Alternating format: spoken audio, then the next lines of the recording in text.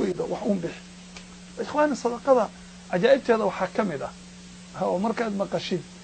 أن نفط هذا وحيد دم عيسى وحك صدها شيئا بحس وحقيقة وين مضنتها قفك وحو صدقيستو وحك بدن بإلهي وبدلا هل دول هداد بحسو كمنان دول بإلهي وبدلا حقيقة وي وحدليل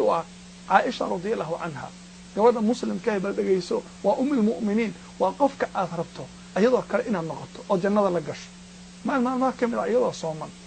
وقرية أيالان لبا حبو أو خبز ولبا حبو أو عنشيلة أما تشباتي أما روتا أو تقانا أيها مسكين بقولي خصوصا قراعي قبل خادمته لجوكتي ويتي البابك وفر وعيه ويفرت سيتي ومسكين سيتي حبت سي هل بيسيسي حوغا كتب قف كلا مسكين وصوا قراعي سيتي رواعي سيتي ومسكين كلا سيتي حبتك كلا سي سيتي يا أم المؤمنين ما نول بوحد هي ستوضع انتاد بحسو يهدون وحد وإذا وحد كو أفرت وحد كو أفريسا سيتي اسكداية سي حبت كيبي قاعدة ويسيسي حوغا كتب أيها قف كلا البابك وصوا قراعي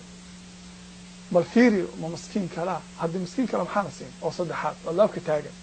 قودي بقى البابك فرطي وحا تاجن من أضانا أو حوضا طبق صحن وين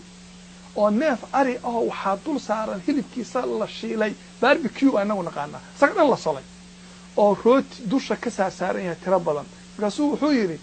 ehelkayga reerkayga waxay ugu dhaheen ummul mu'miniina ugeeha ku afurtay waa hadiyad markii gabadhi ay soo qaaday Aisha intay qosashay waxay tiri un wa khubzun khayru min khubziki wa khubz ka khayr badan khubzkaaga iyo un ilaahay agtiisu keen ilaahay baa soo diray tabaaraka wa taala فضل كثير بالعجيبة وعائشة لبدا يحيستي بي بخصي انتاس او روتي اي هلبا لوغو بدلay hadaa dhibaato ku haysato ama faqri ku hayo ama waxyaalaan ku haysato Aisha ku day wax haysatid bixi wax ka badan ba Ilaahay ku seen waxyaabaha sadaqadu sameeysa waxa kamida waa mas'alo aan islaayahay wallahi maanta dad badan oo muslimiin ah u baahan daawu bardaakum bisadaqa qofka jirkan sadaqa ku daaweeyo waliga حديث كالنبي انتاد مقاشي صلى الله عليه وسلم أسوأ قف كاجرين يهي ما أقصد إناد كداويسي صدقاء سيد النبي صلى الله عليه وسلم وحاد علي إمام الحاكم أبو عبد الله الحاكم قصوين كان شيء انت بدن قف كهربا وحكى آخر سنكر كتاب لها من عجائب الصدقة وعجيبة وهو الصدقاء عجيبة وغشاكيني عبد الله يعني إمام أبو عبد الله الحاكم أيها جفلي وجهه وحكى صباح حباغه marka isbitaal dhakhtar buu tagay wax kasoo sameeyay daawo loo waayay maalmaha kamida asagoo darsi akhrinaya wajiga dhacaamay oo sheekha dhibaato ka haysato ayaa waxa arkay wuxuu soo galay masaajid Abu Uthman as-Sabuni uu darsi ka akhrinay sheekha aqeedada caanka ku ahaa kutubka aqeedada iyo firaq bid'a in la dagaalamo markuu soo galay wuxuu yiri imaam Abu Uthman as-Sabuni wuxuu yiri u duceeya imaam Abu Abdullah al-Hakim inuu Ilaahay caafiyo dadka waxay leeyahay Ilaahay caafiyo asagoo subaxii dambe darsi xadiis sheekhi akhrinay ayaa waraaq waa hortiisa lagu soo tuuray waraaqdii uu furay waxa ku qoran gabar baa waxay dhahaysaa muslima xalay baa waxaan ku riyooday nabiga sallallahu alayhi wasallam riyan ku arkay ajiib markaasuu nabigu wuxuu igu yiri waxaad ku tiraahdaa Abu Abdullah al-Hakim waxaad ku dhahdaa يوسع الماء للمسلمين مسلمين بيها صدقيست شيخ الدرس يجيبوا دميه مركو دميهي ايو كعي غريgiisa darbigiisu wuxuu ka qoday barkad intuu niman xamaaliyaala u yeelay biyo lagu shubay dariskii baa ka cabay wallahi todoba bari kadib boogihii way dhamaadeen way baabeen ajiib way maanta qofka muslimka waxa haysta kansar waxa haysta xanuun waxa haysta dhiikar waxa ku haya xanuun kasta diabetes sonkor baa ku haysa xanuun kasta ku haya xanuun ma ku haya xadiidka nabiga intaad aaminti daawo mardaakum bisadaqa balfiirba sadaqa baxso bixi ilaahay asagoo daaweeyay baad arki doontaa way dhacday marar badan bay dhacday qisooyin xadiis ah baa dhacay oo hadda waqtigan la joogaa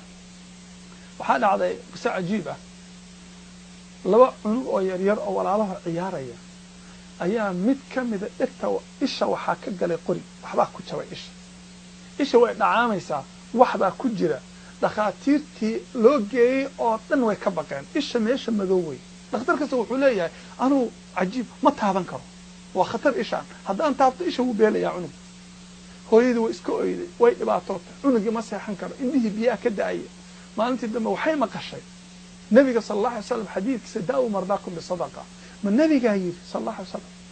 arrinkaa waa inaan fiiriyo sadaqay bixisa sadaqa weyn bay bixisa waxay tiri usbuucii dambe cunugii baan check up dhakhtar geeyey dhakhtar baa wuxuu igu yiri bay tiri bal anaa ku nasiibsanayo cunugaan baroobeynaya inaan qabo markaasuu markuu wisitaynayay ayuu ishii saas u taataabtay wixii oo cadda furtuq ka soo yidho bannaanka ku soo dhacay allahu akbar markaasuu dhakhtarkii wuxuu yidhi wixii way soo baxeen gabadhii waxay qalbigeeda ku jirta daawu mardaakum bisadaqa nabiga sallallahu alayhi wasallam cajiib wey ka faa'iidayso akhi jiraa ku haysta dhib baa ku haysta meel kale ha aadin waa caafimaad nabiguna baray sallallahu alayhi wasallam waa caafimaad cibaado ah ka faa'iidayso isku day samee waad ku caafimaadaysaa insha allahu tacaala haddaad ku caafimaadi weydid xoogaa iimaankaagaa hooseeye intaad iimaanka xoojiso ood aamintid xadiidka nabiga samee waad ku daawoobaysaa xaqiiqo wey arrinkaas arrin kaloo cajiib ah oo sadaqadu leedahay waxaa weeye arrinkaasi sadaqadu waxay celisaa balaayooyinka iyo musiibooyinka maanta musiibooyin baa dhacaya badan carruurta musiibaa ku dhici baabuur baa kula gadoomi jirkaa kugu dhici masaa'ib baa soo degi dukaan baa guban reer baa isfuri oo isdagaali qof baa waxaa ku dhacaya jiro degdega musiibooyinkaa tirada badan ee dhacaya waxaa ilaahay ku difaacaa sadaqada waxyaabaa yaab kale waxaa ka mida moxamed ibnu wadaax raximahullah waa nin culimadii hore oo muslimiinta caanka ka mida ayaa maalin maalmaha ka mida isagoo darsi xadiida akrinaya oo fadhiya ayaa waxaa usoo galay nin orday markaasuu wuxuu ku yidhi cunugaagii yaraa ayaa waxaa ku dhacday taayir baa beer lagu falayay beerta taayirada waaweyn oo loo jiido oo lagu falayo ayaa ku duldhacay sheekhii wuu fikiray wuu aamusay xoogaa wiilkii ardayga ah kitaabka akrinaya wuxuu yidhi wad darsiga sii wad wiilka darsiguu iska waday sheekhu iska aamusay waxba ma dhihin qof haddii la yidhi ilmahaagii baa balaayo ku dhacday oon kicin oon isbedelin oon qiiroonin oo aan ooyin oon nixin ka war